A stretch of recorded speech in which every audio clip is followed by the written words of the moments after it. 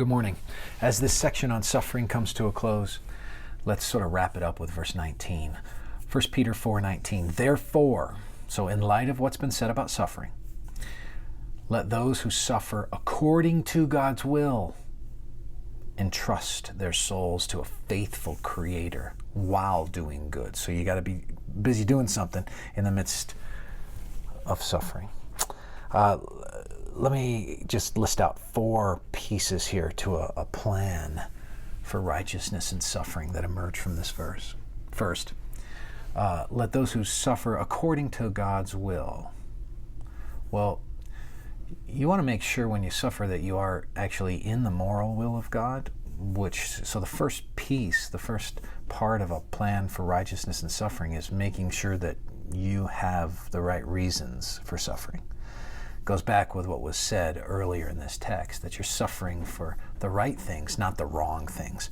So check your reason for suffering. Secondly, suffering according to God's will lets us know that you are suffering and it is all under the control of God. So consider God's control in the midst of and over your suffering. That is, lean into Him as sovereign, lean into Him as one who is happening to your suffering and is fully aware of it and fully vested in it.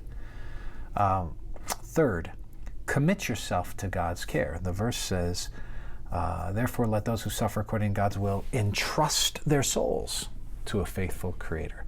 Trust that the goodness of God will show itself through your suffering, that God is not callous or stoic, but God has your best interests in mind. So commit yourself to Him. Commit yourself to Him. Actually, only here in the New Testament is God called Creator, right here. So to a faithful Creator. He's the one who made you, and as the one who made you, He is the one who is sovereign over your situation. So entrust yourself to Him. And then finally, continue your good conduct. Make sure you're suffering for good conduct, but don't quit it. Keep doing what's right. Even in suffering, you don't get the right to pull the moral ripcord and get out of good morals. Suffer and keep a good attitude and keep doing the right thing. So, check your reason for suffering. Consider God's control in your life. Commit yourself to God's care and continue your good conduct as you endure suffering. May the Lord bless your day today.